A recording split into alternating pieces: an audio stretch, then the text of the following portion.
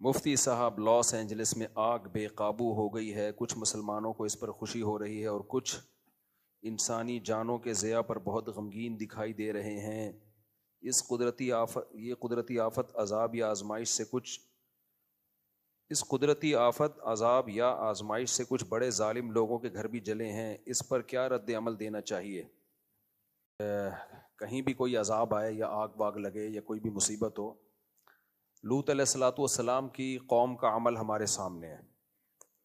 وہ گناہوں میں مبتلا تھی، جب ان پر عذاب کے لیے اللہ نے فرشتے بھیجے تو وہ فرشتوں نے پہلے ابراہیم علیہ السلام کو آ کے خبر دی، ارسلنا الی قوم لوط، ہم قوم لوط کے پاس آئے ہیں اور ان کو تباہ کرنے کے لیے آئے ہیں۔ تو ابراہیم علیہ السلام نے اس پہ خوشی نہیں منائی تھی۔ قرآن کہتا ہے یجادلنا فی قوم لوط، ابراہیم علیہ السلام ہم سے جھگڑنے لگے، یعنی اللہ سے تو کون جھگڑ سکتا ہے، مطلب یہ کہ اتنی لجاجت آہوزاری کی کہ عذاب نہ آئے، کہ گویا کہ لڑ رہے ہیں، یہ مبالغہ ہے۔ اور اللہ نے فرمایا ان ابراہیم لحلیم اواہ منیب، نرم دل تھے، بردبار تھے۔ تو انسان کسی کے عذاب کو دیکھ کے انسان پہ یہ سوٹ نہیں کرتا کہ وہ خوش ہو۔ ہمیں تو اللہ کے عذاب سے پناہ مانگنی چاہیے کہ اللہ نے جو کافروں کو بھی عذاب دینا ہے آخر میں ہی رکھے، دنیا میں اللہ کسی کو عذاب نہ دے۔ تو اس پہ خوشی نہیں بنتی جو آگ لگی ہے، یہ جب مان لیا جائے کہ وہ سارے ظالم ہی ہیں۔ ایسا ہوتا بھی نہیں ہے۔ جب کسی علاقے میں آگ لگتی ہے، کچھ برے ہوتے ہیں، کچھ اچھے ہوتے ہیں۔ البتہ اتنی بات ضرور ہے کہ یہ عبرت کی بات ضرور ہے۔ غزہ میں جب آگ لگی ہے، جو روزانہ آگ لگ رہی ہے، روزانہ بم برسائے جا رہے ہیں جس میں معصوم بچے جل رہے ہیں، اس آگ پہ کوئی نہیں روتا۔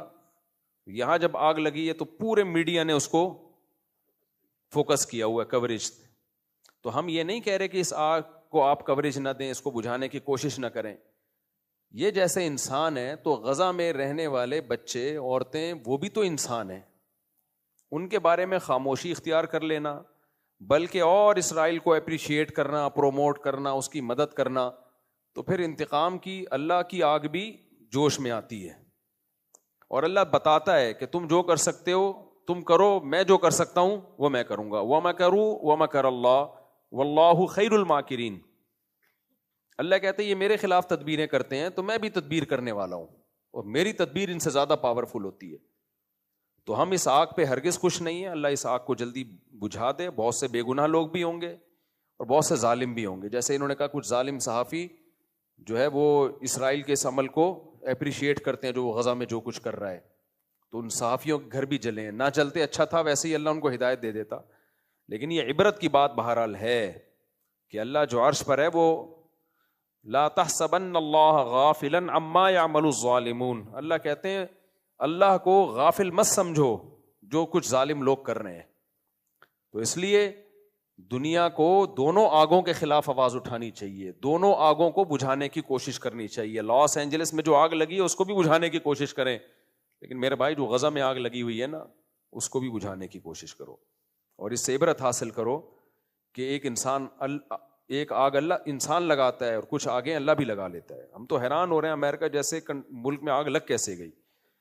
یورپ، امریکہ، کینیڈا، جاپان، ان ملکوں میں گیا ہوں، آگ سے بچنے کے لیے انہوں نے اتنی تدبیریں اختیار کی ہوئی ہوتی ہیں کہ آپ کی سوچ ہے۔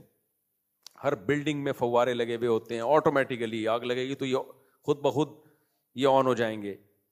اور سڑکوں کے کنارے سڑکوں میں جو ہے نا ایسی جال بچھایا ہوا ہوتا ہے گیسز کا، کہ جیسے ہی یا پانی کی لائنیں الگ سے ہوتی ہیں کہ آگ لگی تو یہ خود بخود کھل جائیں گی۔ اتنا ان کا آگ بجھانے کے جو ان کے جو سروسز ہیں وہ اتنی ایکٹیو ہیں کہ آپ سوچ بھی نہیں سکتے، اس کے باوجود لگ جاتی ہے۔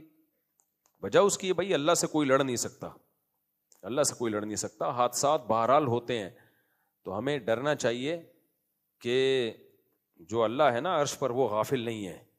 تو اتنی بات ضرور ہے کہ ان بڑی طاقتوں کو ہوش کے ناخن لینا چاہیے کہ آپ غزہ پہ جس طرح سے خاموش ہو۔ ٹھیک ہے کچھ لوگ احتجاج، وہاں بھی امریکہ میں بھی عوام احتجاج کرتی ہے، یہ سارے امریکہ ایک جیسے نہیں ہیں، بہت سے لوگ غزہ کے حق میں آواز اٹھاتے ہیں، یو کے میں بھی، آسٹریلیا میں بھی، کینیڈا میں بھی، ہر جگہ آوازیں اٹھ رہی ہیں، لیکن وہ اتنی پاورفل آوازیں نہیں ہیں کہ اسرائیل باز آ جائے اس ظلم سے جو وہ غزہ میں کر رہا ہے۔